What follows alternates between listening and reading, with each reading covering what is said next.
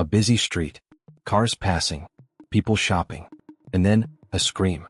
In broad daylight, under the gaze of security cameras, a young woman collapses. Her white blouse instantly stained with red. Bystanders freeze. Panic erupts. This wasn't a random act. It was a calculated execution. But what happened next shocked everyone. Her name was Rachel Monroe, just 27 years old. She lived in Austin, Texas, and worked as a graphic designer for a tech startup. Friends described her as warm, ambitious, and a lover of weekend hikes. On June 14th, she left her office early to grab lunch near 6th Street, a lively area known for its restaurants and live music. The sun was bright. The sidewalks busy. Nothing seemed out of the ordinary. But that afternoon, Rachel's life would end in a way that felt ripped from a crime thriller. And the cameras mounted on storefronts captured every second. We post daily. Subscribe so you never miss a case. Rachel Monroe's story begins far from the chaos of her final moments. Born in the suburbs of Houston, she grew up in a modest home with two older siblings who often described her as the glue that held everyone together. While her brothers argued, Rachel was the one who lightened the mood with a joke or a sketch she had doodled in the corner of her notebook. She was artistic, sensitive, and carried an energy that made people feel safe around her. By her teenage years, it was clear she had a gift. Teachers encouraged her to pursue graphic design, and she eventually enrolled at a state university, balancing her studies with part-time jobs to pay her way through school. Friends remember long nights at coffee shops where she worked on her laptop, creating posters and illustrations for local bands. She was hardworking but never lost her warmth. At 27, Rachel had already accomplished what many her age only dreamed of. She landed a position at a promising tech startup in Austin, designing digital campaigns that reached thousands. Her colleagues admired her. She was the type to stay late to help polish someone else's project, never asking for recognition. Outside of work, she filled her life with color. Sketchbooks stacked in her living room, thrifted furniture she repainted herself, and a growing collection of houseplants she joked were her children for now. But beneath the surface of her carefully balanced life, there were cracks no one fully understood. A few weeks before her death, Rachel mentioned to a close friend that she had been receiving strange messages from an unknown number. At first, they seemed playful, someone watching her from afar, noticing what she wore, where she went. She laughed it off, assuming it was a prank. Yet as time passed, the tone shifted. The words became sharper, more menacing. "You can't ignore me forever. I'll see you soon." Those closest to her noticed small changes. She double-checked her locks before going to bed. She started leaving lights on in the hallway at night. When a friend invited her out after work, she hesitated more than usual. Still, Rachel tried to downplay it, refusing to let fear dictate her life. She was determined not to appear fragile. On the morning of June 14th, Rachel followed her normal routine. She watered her plants, made herself a quick breakfast, and put on her favorite white blouse before heading into the office. A coworker remembered her laughing that morning about how clumsy she was, spilling coffee on her desk yet again. She looked tired but content. She even told one of her teammates, "I'm finally going to treat myself today, sushi for lunch. I deserve it." Those words would be some of the last she ever spoke. Because while Rachel believed she was simply walking into another ordinary day, someone else had already chosen it as the day her life would end. And as she left the office around noon, headphones in, sun beating down on her shoulders, she had no idea that danger was only steps behind. The heat that afternoon was stifling, the kind that shimmered off the asphalt and made the air feel heavy. Rachel stepped onto Austin's busy 6th Street just before 12:50 p.m. Security footage later showed her adjusting the strap of her bag and pausing outside a crosswalk. She pulled out her phone, checked a message, then smiled faintly at something she read. To everyone else, she looked like just another young professional grabbing a quick lunch break. But in the corner of that same footage, another figure appeared. A man in a faded baseball cap, his shoulders hunched, his hands buried deep in his pockets. He lingered just far enough back to avoid suspicion but close enough that he never lost sight of her. Rachel reached the sushi bar she'd mentioned to her coworker that morning. As she approached the door, the man's pace quickened. He closed the distance in seconds. Witnesses later recalled a strange tension, the kind you only notice in hindsight, the way he didn't hesitate, the way his focus never wavered. Then it happened. In a flash, something metallic glinted in his hand. A bystander across the street described it as, like a knife, but it happened so fast I can't be sure. The man lunged. Rachel gasped, staggered forward, and clutched her chest. Within seconds, her white blouse bloomed red. The crowd froze, shocked into silence before chaos erupted. A woman screamed. A man shouted for someone to call 911. Cars stopped in the middle of the street as drivers leaned on their horns, confused by the commotion. Some bystanders ducked for cover, fearing more violence. Others, braver, ran toward Rachel as she crumpled to the ground. The attacker didn't wait. Without a word, he bolted down an alley, disappearing behind a row of dumpsters before anyone could react. Witnesses described his escape as chillingly calm, almost practiced. Back on the sidewalk, strangers rushed to Rachel's side. One man knelt beside her, pressing his jacket against the wound. Another tried to keep her conscious, begging her to stay with us. Her lips moved faintly, but her words were too soft to hear. Minutes dragged like hours. Sirens wailed in the distance. A young woman sobbed uncontrollably as she live-streamed the aftermath, her voice shaking. "This just happened right here, in broad daylight, oh my God." When paramedics arrived, they worked frantically, shouting medical terms as they tried to revive her. The crowd stood back, horrified, their phones capturing every moment. At 1:12 p.m., Rachel Monroe was pronounced dead. The street, once buzzing with lunchtime chatter, now looked like something from a nightmare. Yellow police tape stretched across storefronts. Officers directed traffic away. Detectives began snapping photos, collecting shell casings, and interviewing shell-shocked witnesses. The cameras above silent observers had captured the entire crime.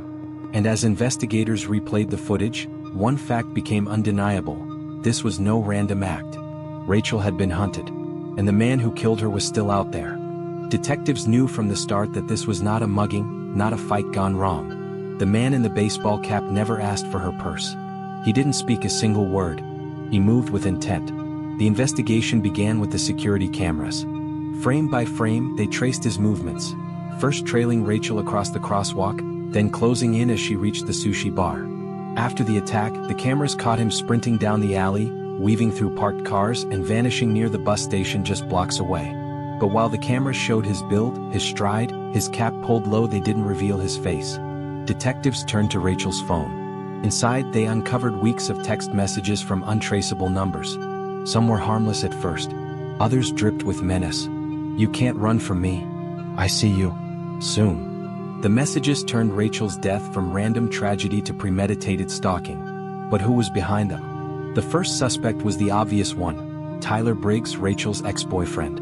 They had broken up 6 months earlier after a stormy relationship. Friends told investigators Tyler had shown up at her apartment uninvited, begging her to reconsider. At one point, Rachel admitted she was afraid of him. Detectives brought Tyler in for questioning. Under the harsh fluorescent lights of the interrogation room, he denied everything. "I loved Rachel," he said, his voice cracking. "I'd never hurt her." He claimed he had been at a recording studio the entire afternoon. When detectives checked, his alibi held up. The time-stamped audio files proved he was miles away when Rachel was killed. If not Tyler, then who? Detectives next examined her workplace. A coworker, described by others as overly friendly, had once left flowers on her desk and sent her long late-night emails. Rachel had confided to a friend that he made her deeply uncomfortable. When questioned, his hands shook as he spoke. But his timeline checked out. He was logged into a virtual client meeting at the exact time of the murder. The case seemed to hit a wall. But then, a witness stepped forward. A man at the bus station swore he saw someone matching the suspect's description running onto a Greyhound headed north. He remembered the way the man kept his head down, his cap tilted low. Detectives scrambled to pull the bus station surveillance footage. At first, the images were grainy, distorted by the afternoon sun. Then, in a single frame, the suspect glanced up for less than a second. His face was partially visible. Detectives froze the footage, enlarged it, cross-checked it with old databases. The face wasn't Tyler. It wasn't her coworker. It was Michael Hayes, Rachel's former neighbor from Houston. He hadn't spoken to her in years.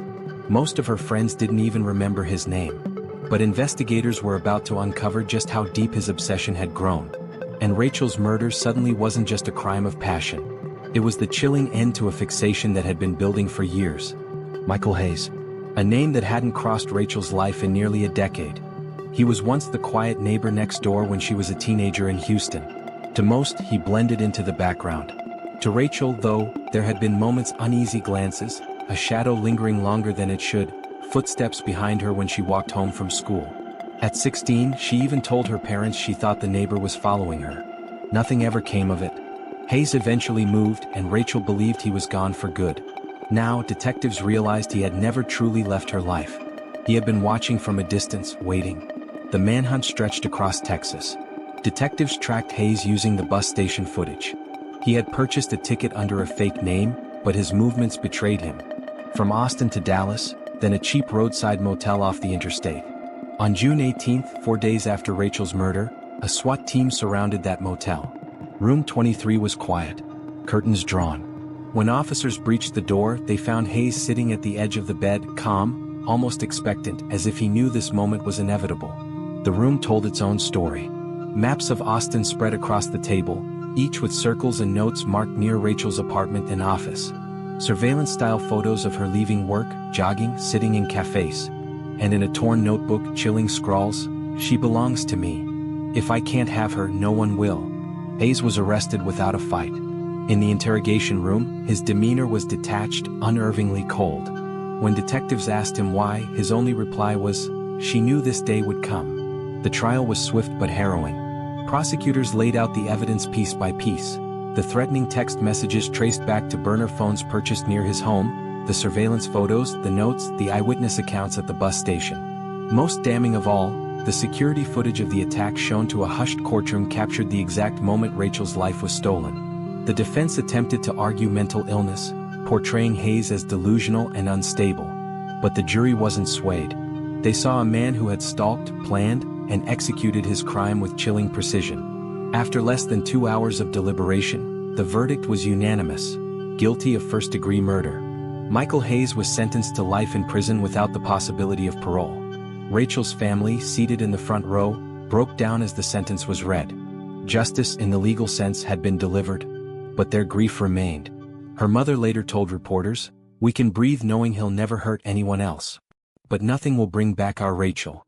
Outside the courthouse, people lit candles in her honor. Colleagues and friends shared stories online of her kindness, her laughter, her dreams that would never be realized. And though Hayes was locked away, the haunting truth lingered. Rachel's murder was not random, not impulsive. It was the final act of an obsession that had stalked her since her teenage years. An obsession that no one had seen coming until it was too late. Michael Hayes displayed a textbook case of obsessive stalking escalating into violence.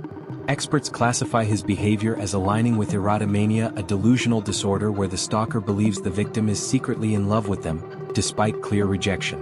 This creates a dangerous dynamic. Every refusal is twisted into proof of connection, and every boundary becomes an insult. Hayes' meticulous tracking maps, surveillance photos, burner phones reveals predatory patience. Unlike impulsive crimes of passion, his actions showed planning, ritual, and fixation. This suggests a blend of obsessive-compulsive tendencies and deep-seated resentment, transforming rejection into rage. Psychologists note that stalkers like Hayes often view their victims as possessions, not people. His repeated notes, "She belongs to me," echo a distorted sense of ownership. When Rachel moved on with her life, Hayes experienced what experts call narcissistic injury, a blow to his fragile ego. The result was catastrophic. Violence became the final attempt to reclaim control. Cases like this underscore how stalking, if unchecked, can spiral into lethal obsession. Ignoring threats or dismissing strange behavior as harmless often allows escalation. Hayes' crime is a chilling reminder that early intervention isn't just protection, it can be the difference between life and death. Rachel's story reminds us how obsession can destroy lives in silence. Justice was served, but her dreams ended too soon. What warning signs did people miss? Share your thoughts below. Subscribe now and don't miss our next case.